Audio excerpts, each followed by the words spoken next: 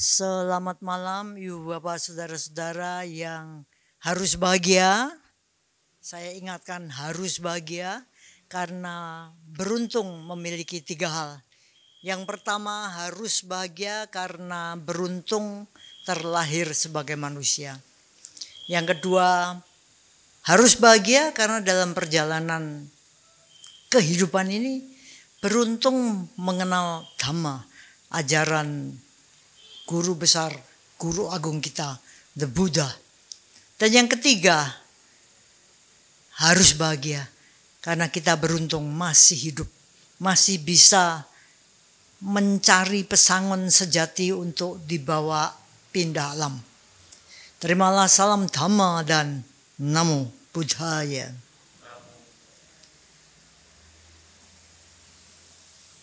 Ini bulan Agustus, bulan yang istimewa bagi rakyat Indonesia karena hari kemerdekaan minggu depan. Tapi juga pertanyaan besar, apakah kita pun secara batin sudah merdeka? Jawabannya apa? Belum gitu ya. Ya, saya ingin memulai bincang-bincang ini dengan perenungan karena adanya beberapa hal yang terjadi. Yang pertama adalah beberapa hari yang lalu ada formulir bank yang pertanyaannya aneh, yaitu apa? Hobinya apa? Masih ingat waktu kita masih SD itu kita punya buku tahunan atau buku namanya Gede Arya Siopo, tanggal lahir, alamat, terus ada hobi. Kalau masih kecil pria idaman, gitu. Perempuan idaman gitu. Nah ini bank ini aneh. Bulan ini hobinya apa? Hobi saya, karena saya sudah apal ya, selalu menjawab, hobi saya memeriksa pikiran. Saya cari, oh enggak ada. Adanya kemanusiaan, ya wes kemanusiaan. Jadi rupanya hobi mengamati pikiran itu tidak umum ya. Satu hal. Hal yang kedua adalah di kampus 2 itu ada rumah kecil yang kita sebut sebagai the Parami House, rumah Parami. Di situ digunakan banyak hal, konsultasi ada di situ, lalu latihan ensemble ada di situ, banyak manfaatnya. Dan Parami House itu tahun 2013 dibangun. Sebenarnya untuk kalau ada tamu juga atau kalau ada retreat. Jadi rumahnya kecil tapi seperti hotel. Ada barang-barang yang bisa dipakai untuk kehidupan sehari-hari untuk kalau kita pas retreat. Nah, entah bagaimana kemarin itu tiba-tiba Wena yang hobinya bersih-bersih gitu ya. Itu memutuskan untuk cobalah kita bereskan Parami. Bangunannya retak-retak di sana karena tanahnya turun. Ayo diberesin. Ada yang mungkin catnya ngelocok, diberesin. Lampu diberesin. Plafon yang sudah pecah-pecah diberesin. Lalu yang menarik adalah lemari-lemari yang ada di situ itu dibuka untuk diberesin. Nomor 1 tentunya barang-barangnya dikeluarkan, benar ya? Isinya apa?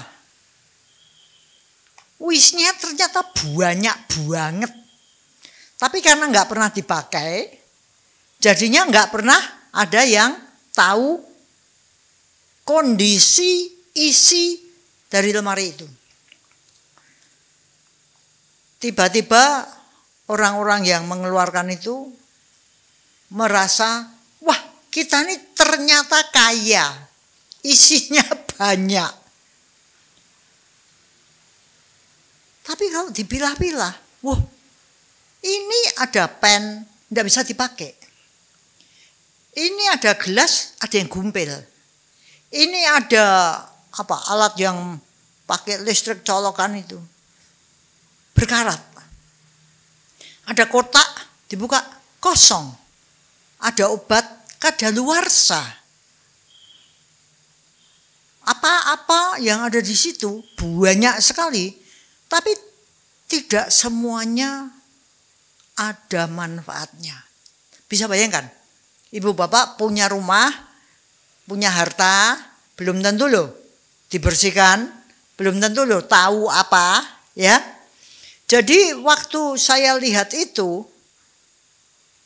saya pikir ini menarik. Karena apa? Kalau kita tahu sesuatu yang seperti itu, langkah berikutnya tentu saja apa? Beres-beres, benar gak sih? Wah, semuanya dicuci supaya kering, dijemur, dilapis supaya mengkilap, terus mulai disusun kembali. Nah, yang menarik adalah ternyata menyusun kembali itu juga ada jurusnya. Betul nggak sih? Disendirikan ini kelompok-kelompok, yang piring sama cawan sama gelas sendiri, yang untuk ada pakai tancepan listrik sendiri, dikasih rak, masukin dus, taruh plastik.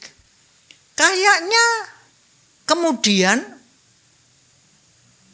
terbagi menjadi yang masih bisa dipakai atau sering dipakai, dan ada yang nggak bisa dipakai. Dan ini harus dibuang sebagai sampah. Betul nggak sih? Yang punya rumah itu. Nah, kalau kita lihat isinya barang-barang di luar diri kita, begitu banyak dan begitu menarik karena ada yang tidak terpakai sampah, ada yang terpakai bagus. Saya kemudian karena tadi katanya hobinya memeriksa pikiran, mulai masuk ke dalam pikiran sehubungan dengan apa yang saya lihat dalam lemari-lemari itu. Ibu bapak saudara-saudara, apakah pikiran kita itu isinya seperti lemari-lemari itu? Iya apa enggak? Kok ada yang bengkek begitu? Iya. Kenapa? Kenapa? Karena ada yang terpakai, ada yang enggak. Benar enggak sih? Ada yang sudah usang, udah rusak.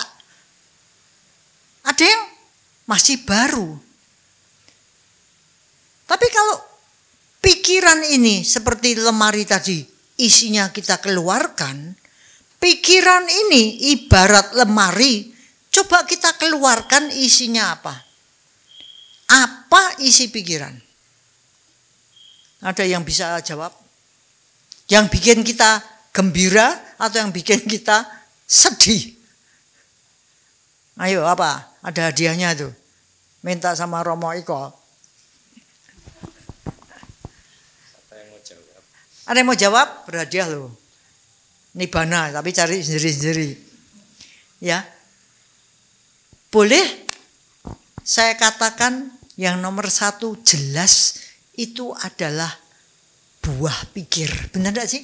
Pemikiran, ide, rencana, dugaan, apa segala macam mestinya kesimpulan, konsep. Betul enggak? Seliweran toh. Kalau kita lihat pikiran itu kan masa kini, masa depan, masa lalu. Pontang-panting yang kita suka, yang kita tidak suka, kepengen ini, kepengen itu, enggak mau ini, enggak mau itu, tepuk dada, aku kok gini kok gitu. Jadi ini isinya pikiran yang paling ngerepotkan. Itu setuju enggak kalau kita katakan buah pikir, sangkara, betul enggak? Biar saya senang, ya. Yang kedua, ini kita ngomong yang besar-besar saja. Yang kedua adalah emosi, betul enggak sih? Kemarahan, kejengkelan, keinginan, kesombongan, sirik, iri, dengki. Bener gak sih? Itu saya urus yang jelek-jelek aja. Karena kalau yang baik-baik itu enggak jadi masalah, bener lah. Cinta kasih, waduh, penuh dengan semangat, itu enggak jadi masalah. Tapi ini loh yang jadi masalah tuh kebanyakan adalah wurutnya, semrawutnya, kekacauannya pikiran dan hatiku kemeropok. Bener gak sih? Bener ya? Pontang-pantingnya emosi. Bener kayaknya. Nah, kalau kita lihat tadi di lemari barang-barangnya tidak tersistem, tidak ada aturan yang naruh ya karpe dewe semau gue. Bagaimana dengan pikiran? Ternyata kalau kita lihat pikiran itu punya alurnya sendiri yang di luar mau kita. Benar enggak sih? Habis lihat makanan, inget kerjaanku kok belum rampung. Inget HP ku baru. Ingat orang itu jengkelin. Mencolot lompat-lompatnya tuh apa? Ada aturannya tuh? Enggak ada loh. Benar enggak? Baru belajar baca, tiba-tiba terkenang-kenang wajahmu. Loh, kok iso ketokono piye to? Jadi buah pikir itu tuh ternyata tidak punya pola semau gue, sehingga kita ini terpontang-panting di dalam segala macam masalah dan urusan. Benar gak sih?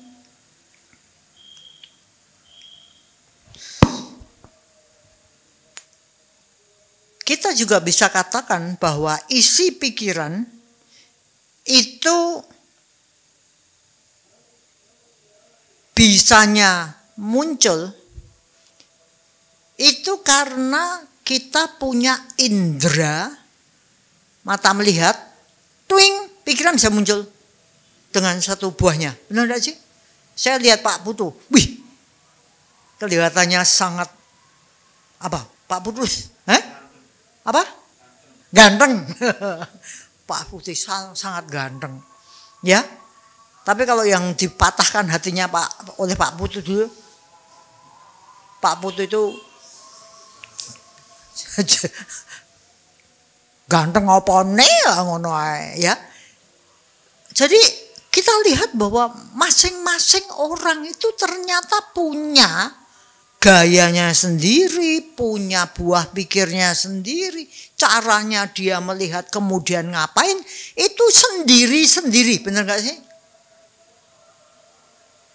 Lihat ini, menyenangkan. Bisa juga, lihat ini, jelei. Bisa enggak? Orangnya sama. Sini bilang menyenangkan, sini bilang simpatik, sini bilang menjengkelkan, menjijikkan, segala macam. Jadi ternyata yang namanya bagaimana kita melihat dunia melalui isi pikiran itu sendiri-sendiri. Benar gak sih? Betul ya? Jadi kita nggak bisa menganggap bahwa pikiran kita ini, pendapat kita ini, konsep ide kita ini, semua orang harus sama. Nggak bisa. Benar gak sih? Nah, kalau kita lihat seperti itu, muncul pemikiran bahwa berapa banyak kita ini menggunakan waktu untuk berdebat, untuk berkelahi, untuk saling membenci, kadang-kadang sampai nggak ngomongan selama bertahun-tahun. Betul nggak sih? Untuk urusan yang sebenarnya sangat sepele, bisa enggak? Orang laki pakai baju oranye, kayak cewek aja. Dia ngomong, loh kan kelihatan seger, mas gede itu paling bagus kalau pakai baju oranye. Ih, apa menjijikkan. Wah, kita bisa tengkar, bener nggak? Hanya karena baju oranye loh. Itu kan konyol banget tuh. Bener apa enggak? Berapa banyak kita ini menghabiskan waktu untuk mengumbar loba dosa moha sehingga kehidupan kita ini kehilangan kerukunan, kehilangan harmoni, kehilangan kedamaian.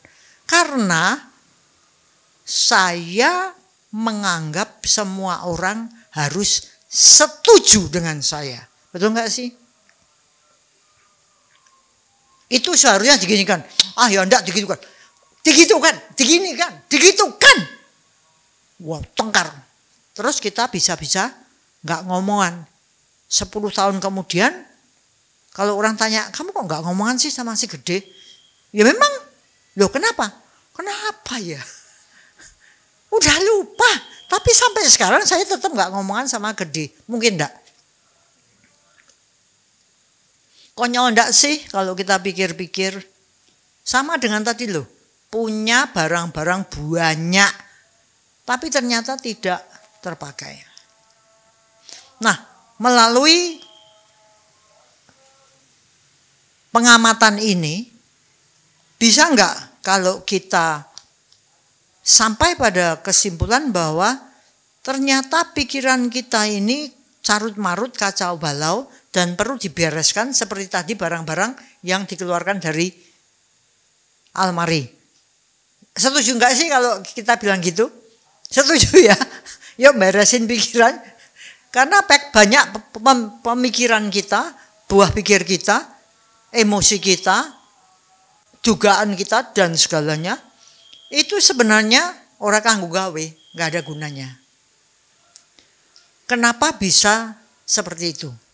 Saya pikir-pikir ada beberapa sebab. Yang pertama, karena kita ini kebiasaannya tidak kanggo gawe.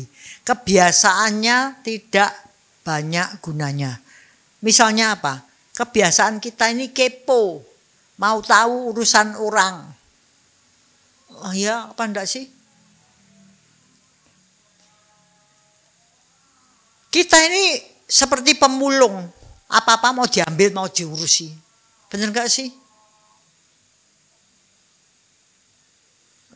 Apa ya? Apa iya?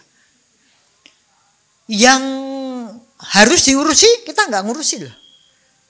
Tapi hal yang kita sebenarnya enggak perlu ngurusi, kita urusi. Contohnya apa? Sepele aja. Handphone yang baru. Bisa scroll kan? Urusannya apa dengan scroll itu? Melihat bagaimana sosialita. Apa? Sosialita benar. Orang-orang yang terkenal, selebritas, selebriti. Si siapa bintang film itu sekarang udah cerai loh, kamu tahu enggak? Kayak gitu diurusi. Betul enggak sih? Berapa lama kita ini scrolling itu berapa lama sih? Urusan kita dengan ini tuh apa? Ada yang scroll itu sampai berjam-jam loh. Bener. Kita ini terlalu kepo. Mbok mari kita ini waktu itu kita pakai untuk yang kanggo gawe. Katanya kalau tanya, kamu ingin bahagia apa? Menderita. Ayo bahagia. Nah, tapi apa yang kita lakukan tuh apa benar-benar membawa kebahagiaan sih? Yang kita pikirkan tuh apakah hal-hal yang bermanfaat sih? Apakah membawa kemajuan bagi kita sih? Belum tentu. Coba kita bereskan itu. Kita menghabiskan banyak waktu untuk cemburu, iri hati, dengki, sirik. Lihat adiknya tidur iri hati, enak temen. Oh enggak. Karena dia bukan orang yang pikirannya kacau balau, jadi tidurlah dengan baik ya, mimpi yang indah. satu hal itu, coba kita pakai waktu itu, waktu kita yang nggak lama lagi kita akan pindah alam ini, mumpung masih punya waktu. Mari kita beresin pikiran ini supaya kita ini mikirnya juga untuk hal-hal yang kanggo gawe, yang ada gunanya. Nah, tapi kan sulit. Ya sulit. Sulit, kenapa? Karena kita ini belum merdeka. Belum, kita masih budak. Budak apa? Budak nafsu. Kita masih maunya gini, maunya gitu. Semua orang harus nurut saya. Aku harus jadi pemimpin di mana-mana. Kenapa aku dilupakan? Segala macam ini kan ngapain gitu. Mbok mari jangan kepo. Kita tahu, udahlah karmanya sendiri-sendiri. Daripada saya tuh ngurusin anak-anak. Nanti anak kita gini, anak kita gitu. Apa iya toh itu terjadi? Belum tentu. Bener gak sih? Kadang kita ini menghabiskan terlalu banyak waktu untuk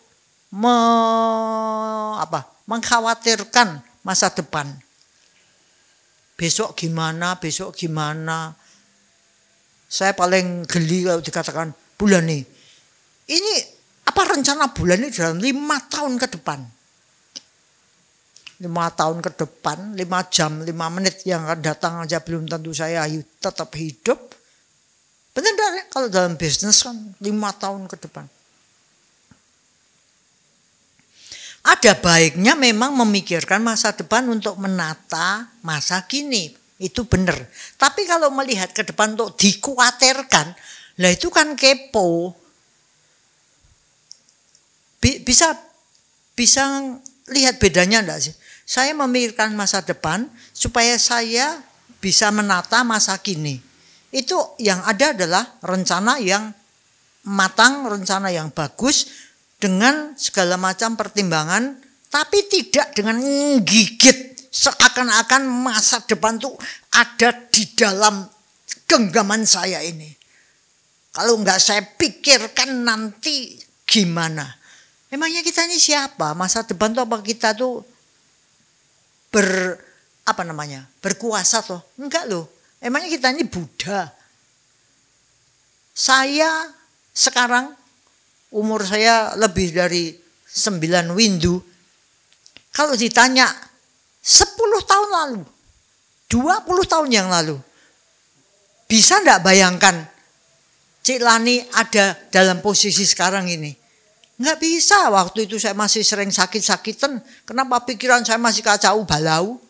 Jadi fisiknya sering sakit. Kebayang enggak umur 73 masih bisa begini?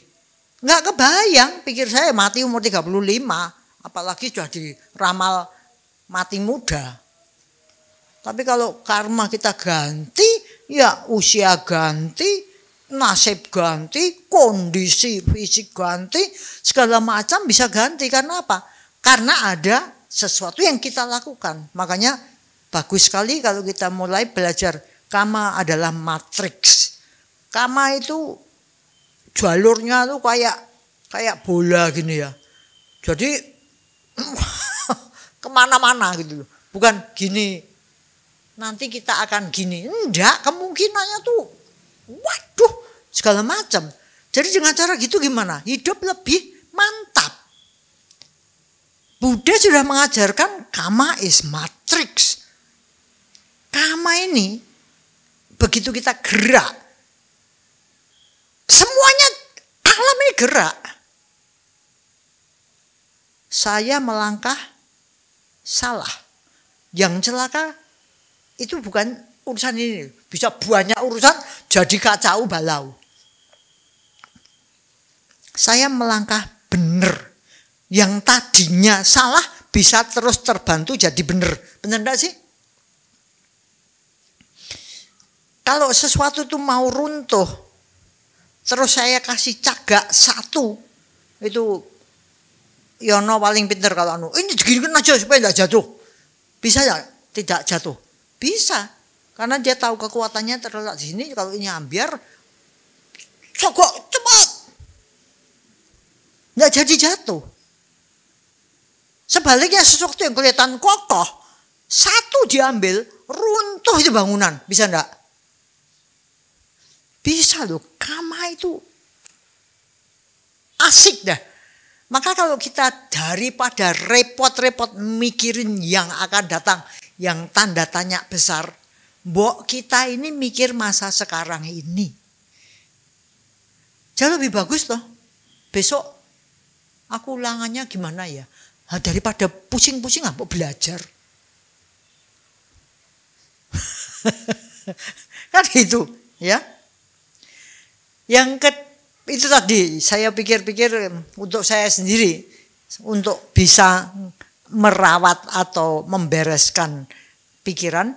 Nomor satu, saya jangan kepo. Yang kedua, saya harus hati-hati terhadap kecenderungan pikiran ini. Pikiran itu karena terbiasa gitu, maka kecenderungannya tuh ngambruk kemana, itu tuh sepertinya otomatis. Saya lihat Mas Gede, langsung saya ngomong apa? Mata kayak gitu itu matanya orang narkoba. Kalau itu orangnya jelek, itu mesti malas. Yang itu, lah itu. Kecenderungannya selalu melihat tuh yang jelek. Mungkin enggak nih? Ada enggak orang-orang yang gitu? Selalu modo terus. Apa namanya? Maido terus. Maido bahasa Indonesianya apa? Selalu mencela. Pokoknya ngerti toh maksudnya? Ada tuh orang seperti gitu. Kecenderungannya tuh mesti maido. Jelai apa ora? Jelai ya. Ada orang yang melihat apapun juga bisa ngambil manfaatnya. Wah, itu bisa digini. Ada enggak orang gitu? Ada toh.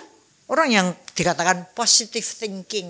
Pikirannya positif. Lihat apa aja dia bisa mengambil hikmahnya. Ada enggak? Ada orang yang meskipun baik-baik selalu enggak kebetulan. Orang yang sulit merasa bersyukur. Ada enggak? Banyak enggak? Kadang-kadang kita juga kayak gitu ya. Jangan cepat-cepat gitu-gitu loh. Gini ya juga loh, 3 jari. Karena kita belum suci, kita sendiri juga kayak gitu. Makanya kecenderungan ini harus diwaspadai sehingga kita ini dalam kehidupan makin lama makin meningkat.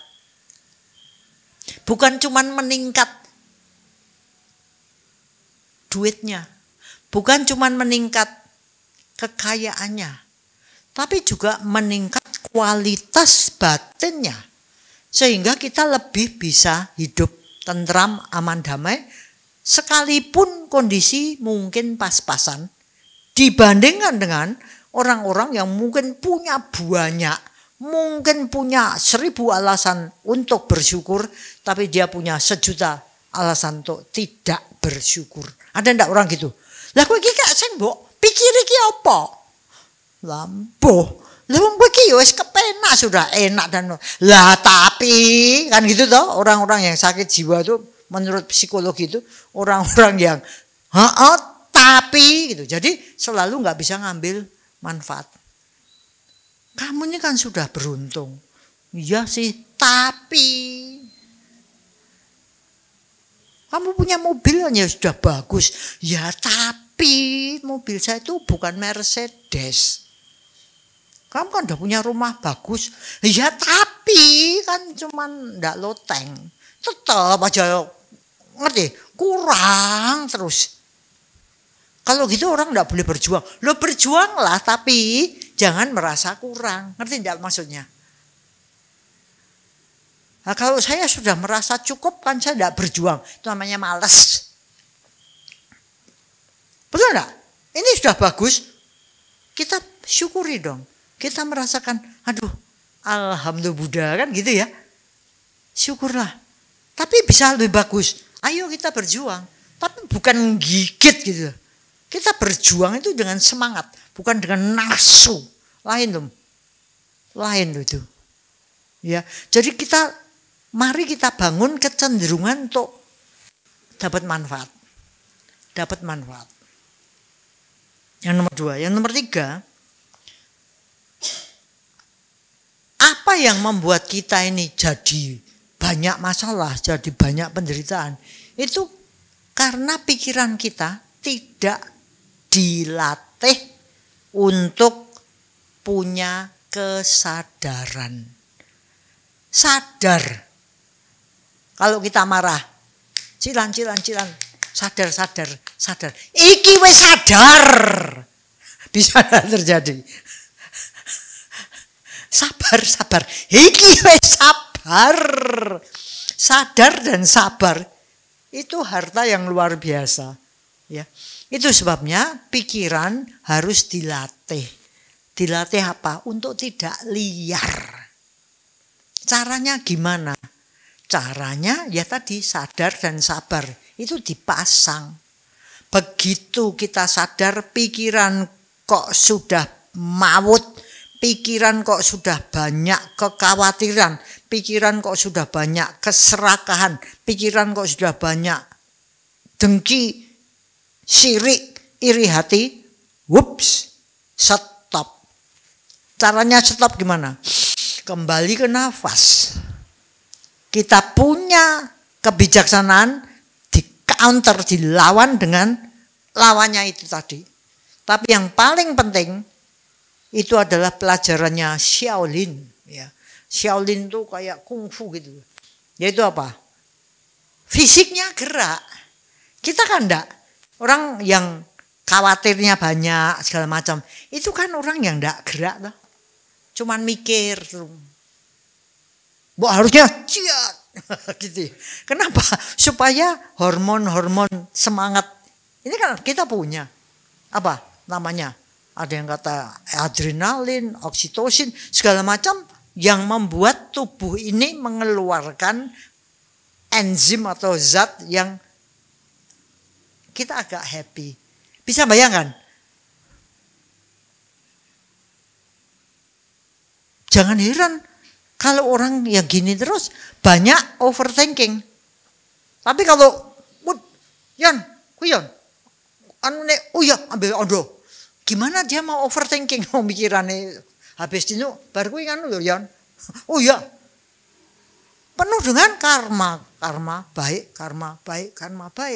Karena apa? Karena gerak fisik.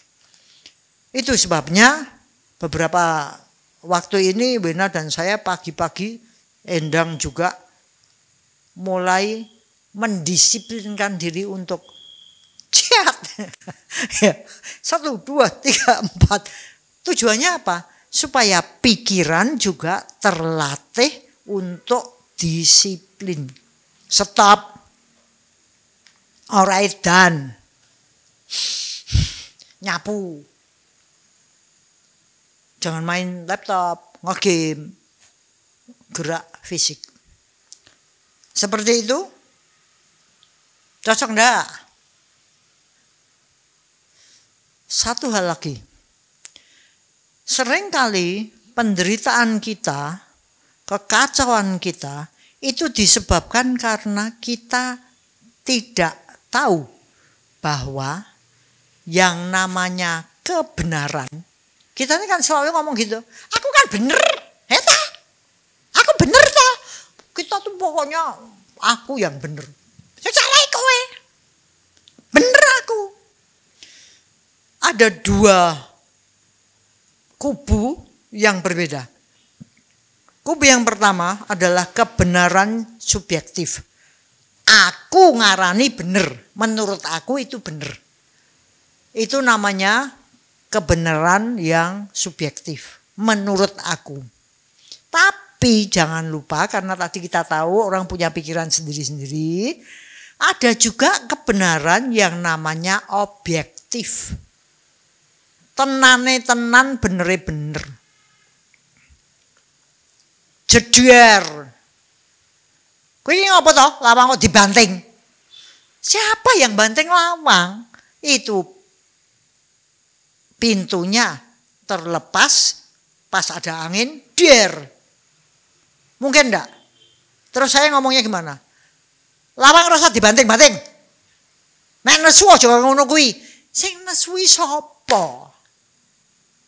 Mungkin enggak kita menuduh padahal yang kita tuduh itu tidak terjadi. Bisa enggak? Itu namanya realita kebenaran subjektif. Saya kasih contoh ya, yang lucu-lucu. Dulu waktu saya SMA itu saya les fisika. Gurunya pinter, baik, ganteng kayak Pak Putu. Ya. Namanya saya masih ingat, Pak Him. Kalau dia nerangkan itu bagus gitu ya. Kadang-kadang saya sama teman-teman lain tuh ngudain karena masih muda. Pak Him udah punya pacar belum? Misalnya gitu. Ketahuan pacarnya cantik, wah tubuhnya semampai dan sebagainya. Dan dia juga kalau dipancing-pancing gitu cerita, jadi kita juga senang. Suatu ketika Pak Him ini wajahnya suntrut segala macam. Loh Pak Him kok kelihatannya sedih kenapa? Saya lagi putus sama pacar saya. Wah karena kita SMA kan terus kenapa? Ternyata pacarnya itu bermimpi bahwa Pak Him ini selingkuh. Mimpi Pak Him selingkuh. Pak Him wakuncar, wajib kunjung pacar, zaman dulu namanya wakuncar. Langsung dijejar. Kamu selingkuh kan? Pak Himnya belekudak kan gitu. Loh, kenapa? Aku mimpi tadi malam. Kok ketawa? Ini terjadi beneran loh. Mimpi dan menuduh Pak Him itu selingkuh. Padahal Pak Him itu orangnya pemalu. Kita-kitanya aja heran kok dia punya pacar. Tiba-tiba dia ngomong, kamu selingkuh. Dan itu jadi masalah besar. Karena semakin Pak Him ngomong tidak, semakin bohong. Mau membuat aku tetap percaya sama kamu kan? Belekuduk. Kami semua tuh belekuduk juga. Aneh banget. Pak Him, enggak apa-apa dah itu orangnya agak gila berarti. Percaya pada mimpi. Tapi ini beneran loh. Si pacar itu enggak ngerti bahwa itu adalah kebenaran subjektif. Subjective reality. Dan dia enggak mau tahu. Pertanyaan, apa kita enggak kadang-kadang gitu? Menuduh padahal nyatanya sebenarnya tidak. Makin disangkal, makin kita merasa, kan? Ketahuan toh? Sing apa? Lucu ya? Itulah kebenaran realita subjektif dan realita objektif. Hal-hal seperti gitu itu banyak berhubungan dengan atta. Makanya saya kalau ngomongkan tentang hal-hal gini bisa 2 hari 2 malam nggak rampung. Jadi tolong saya di stop kalau terlalu lama. Yang namanya atta atau aku ini sering bikin gara-gara, bener nggak sih?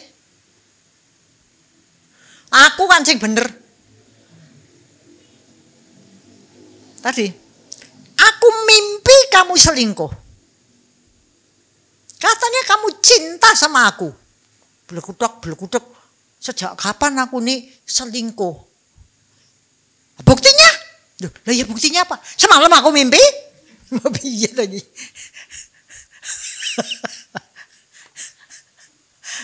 Ini beneran. Sampai sekarang masih ingat pada waktu itu.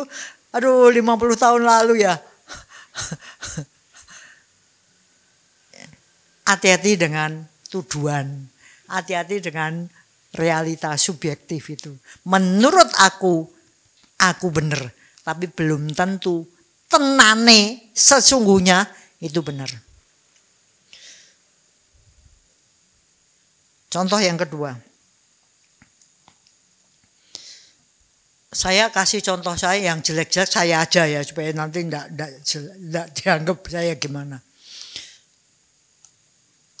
Saya bicara sama orang-orang bahwa ada berita yang saya dengar dari Adi, ya, beritanya itu tentang apa? Itu tadi orang mimpi tadi katakan begitu, ya. Orang yang dengar menganggap berita itu benar, oke, dan percaya atau punya konsep bahwa Cilan dengar dari Pak Adi. Suatu ketika dikonfrontasi, Cilan dengar berita itu dari mana? Dari Pak Adi kan? Konfrontasi. Pak Adi kok ngomong sama Cilan soal gini. Pelenggang. Enggak, saya kok malah enggak tahu ya berita itu ya. Loh, katanya Cilan itu dari Pak Adi kok.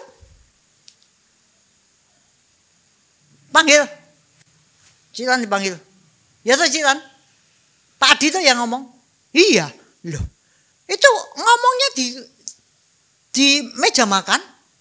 Dia duduk di sebelah sana. Saya duduk di sebelah sini. Bajunya baju hijau. Tanpa lengan. Sampai apa? Pakaiannya aja ingat. Artinya domblong. Itu apa tahu saya nggak tahu. Jangan bohong. Saya ingat benar. Jadi berarti apa? Aku benar. Itu mau memfitnah. Sudah ngomong masih menyangkal. Bisa enggak terjadi gitu? Saya ingat benar. Karena Adi nganggap saya orang gila, ya dah saya yang bilang. Padahal saya enggak tahu itu bilang apa, itu beritanya baru sekarang ini saya dengar. Tapi kan saya merasa saya benar. Berapa hari kemudian saya tuh baru ingat. Oh iya, berita itu saya dengar itu dari Endang. Endang waktu itu duduk di sini. Ngerti maksudnya? Terus saya ngecek lagi sama Endang. Dan waktu itu kamu ngomong sama aku beritanya. Iya. Waduh. Saya tengkar gara-gara itu saya nuduh Adi. Bisa enggak terjadi? Kalau atas saya besar, saya akan ngeyel. Tapi pokoknya waktu itu Adi yang ngomong. Karena sudah terlanjur. Tapi kalau saya latihan ata, turun, jangan beranak penak. Saya mau latihan spiritual, praktek spiritual, maka saya bisa minta maaf sama Adi. Bener gak? Ternyata salah Di. Waktu itu bukan kamu yang ngomong, tapi Endang. Bisa gak? Terus waktu itu yang ngeyel itu kan sama Lili. Saya ngomong sama Lili. Li, bener itu waktu itu yang ngomong itu bukan Adi. Ingatanku yang salah. Bisa terjadi enggak? Ingatan itu bisa salah apa enggak? Bisa banget ketumpuk-tumpuk dengan segala macam. Kita lihat segala macam cross yang naruh di dalam kotak-kotaknya ini salah, bisa enggak? Tapi kalau saya tidak melihat bahayanya hal seperti itu, saya anggap saya yang benar. Pokoknya aku yang benar. Benar enggak sih? Pokoknya aku yang benar. Kalau ternyata aku salah, lihat rumus pertama. Pokoknya aku benar. Apa enggak? Kita tuh seringnya kayak gitu toh.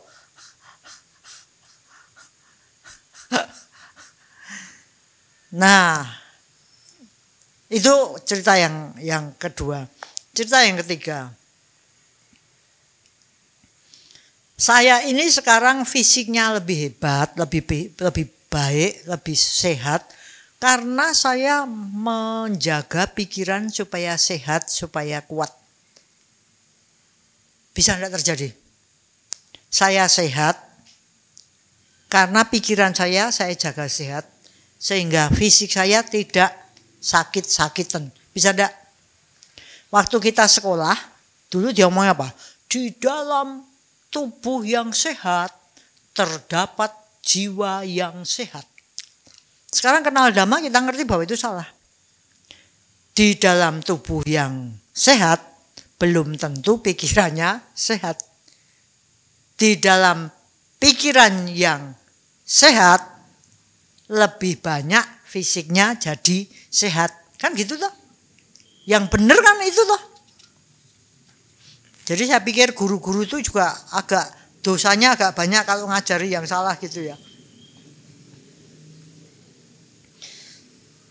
Dalam buku yang baru saja dibagikan tentang reinkarnasi, di situ saya terperangah melihat bukti ilmiah ketika ada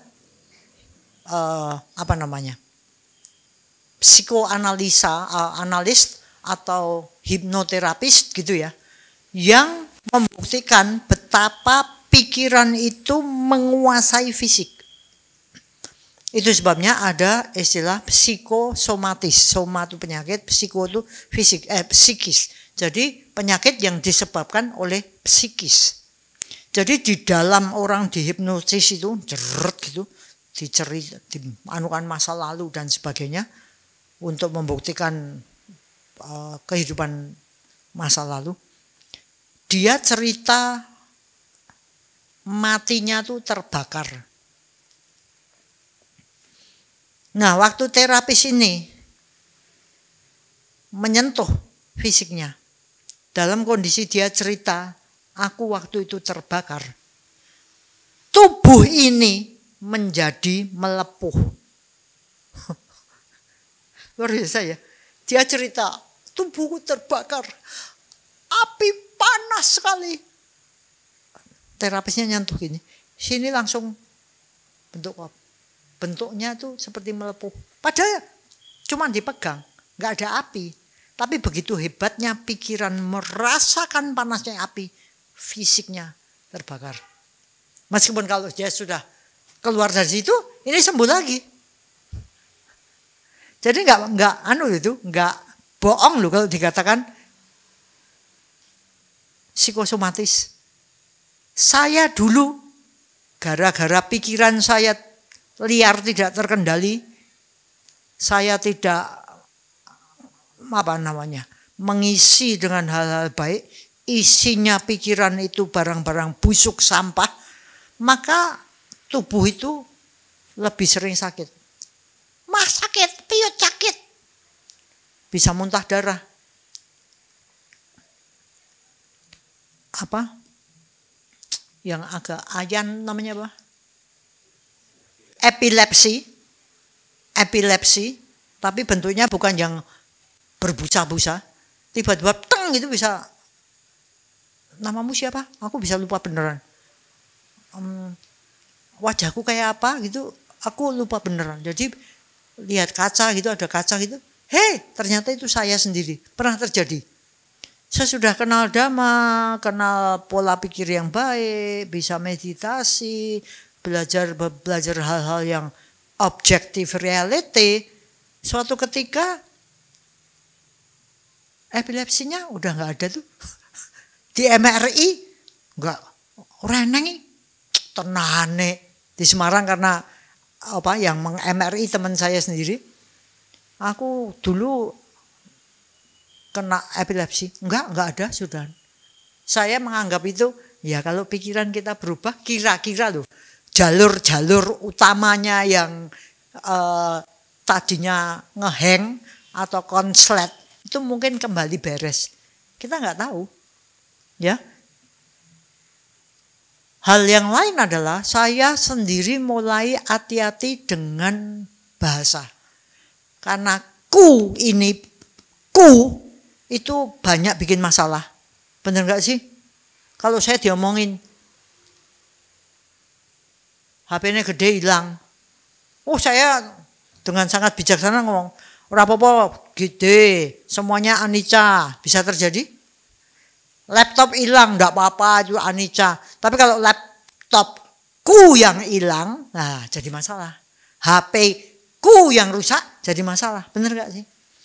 Jadi saya saya membiasakan diri untuk mengatakan hal-hal yang berkenaan dengan emosi sedemikian sehingga saya berada jauh. Contohnya gimana? Saya tidak akan mengatakan, "Mah, aku sedih loh."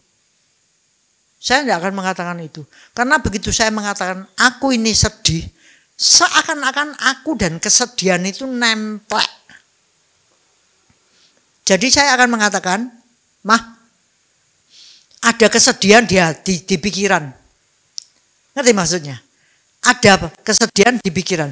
Bukan aku sedih. Aku marah. Aku nempel dengan kemarahan.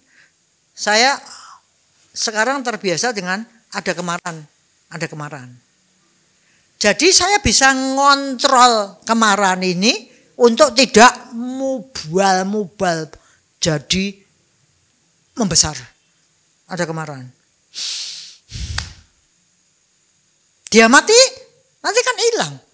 Karena anicca itu benar-benar terjadi, apalagi pikiran di situ anicca itu cepat sekali muncul dan lenyap.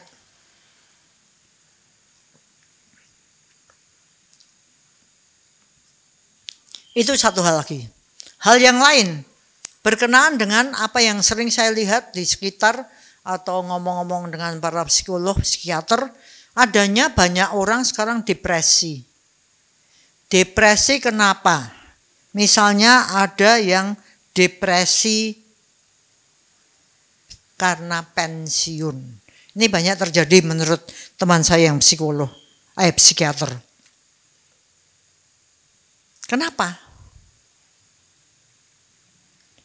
Sebenarnya depresi karena pensiun itu penyebab utamanya pada aku. Dulu waktu belum pensiun, itu kalau saya mau naik mobil dibukakan. Sekarang sudah pensiun, nggak ada yang bukakan pintu. Kalau saya pergi masuk ke rumah makan, kursinya ditarik. Benar enggak sih?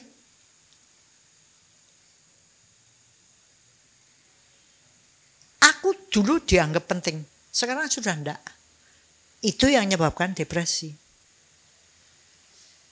Dulu saya berkuasa, sekarang sudah enggak. Dulu saya dipuji-puji, sekarang enggak. Mama papa bisa merasakan bedanya. Ibu bapak yang terhormat, pemimpin wihara ini, Romo Eko yang terhormat. Kalau namanya disebut, rasanya peng-pengan loh. Bener gak? Tapi suatu ketika gak ada yang nyebut. Itu depresi. Karena pensiun bisa terjadi. Bener gak sih? Makanya untuk itu saya berlatihnya dengan apa? Jurus kama yang ada hanyalah perbuatan itu. Bu Marsudi bikin ledre. Yang terjadi adalah ledrenya jadi. Bu Marsudinya ndak penting. Rasa halo, ledre ini aku sih gawe loh. Nggak usah. Karena buktinya ledrenya enak. Ini sudah membuktikan. Bu Marsudi nggak usah dipuji, nggak usah diapa, tapi laris sendiri.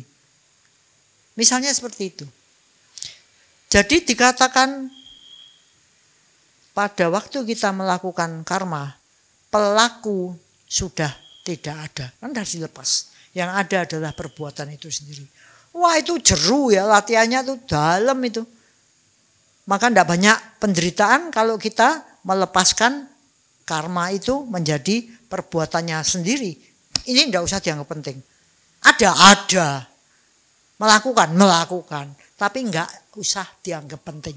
Jadi nggak usah pengen dipuji, nggak usah kepengen dilulukan, nggak usah. Kita harus merasa cukup dengan aku sudah melakukan karma baik. Udah, Akunya udah karmanya baik itu yang dibikin membuat kita happy. Kira-kira begitu. Hati-hati dengan ku, ya. Maka ibu bapak saudara-saudara, kalau seandainya pikiran itu mengganggu kita karena buah pikir, pemikirannya tuh terlalu banyak atau terlalu cepat atau terlalu mengganggu, mari kita berlatih untuk merdeka. Caranya stop. Jangan diopeni. Caranya ngopeni gimana? Cerita mbek wong-wong. Aku ki kan sedih karena iki to, Mas Gede. Aku kan sedih karena kuwi to, Mbak Vera. Akibatnya diulang-ulang terus menjadi makin lama makin tebel. Tapi kalau kita stop, busuk. Stop. Kemudian kita bisa beralih ke A maksudnya lawannya. Loba serakannya ya loba, kita banyak berdana, banyak memberi, banyak berbagi. Kalau kita benci dosanya gimana? Praktek cinta kasih, stop mulut, enggak usah macem-macem, senyum supaya enggak jelek. Karena kita kan nesu kan rupanya kayak setan alas gitu. Tapi kalau senyum kan kita cantik jelita ya rupawannya. Misalnya seperti kalau sudah mulai akunya gede, ya moha. Jadi gimana? Kebijaksanaan dipanggil. Bahwa kita semua ini butuh peningkatan batin. Jangan ngopeni sampah. Seperti tadi tuh. Ya, yang enggak kepake dibuang. Enggak usah diopeni. Jangan malah dikumpulkan, dikasih pita. Enggak usah buang sampah. Nggak ada gunanya. Gitu cocok enggak? Mumpung kita masih hidup. Mumpung kita masih punya waktu. Mari kita beberes. Jangan cuman beresi barang-barang di luar diri kita. Kita juga beresi pikiran yang ikut kita 24 jam. 7 hari seminggu. 30-31 hari sebulan, 365 hari setahun. Yang di luar diri kita ketemunya jarang-jarang. Tapi dengan pikiran kita ketemu setiap detik, mikrodetik. Oleh sebab itu, ibu bapak saudara-saudara, mari beberes pikiran selain beberes rumah. Ibarat bank, mari kita periksa pikiran, jangan cuma periksa saldo. Semoga semua makhluk bahagia dan semoga yang terbaik datang pada kita semua.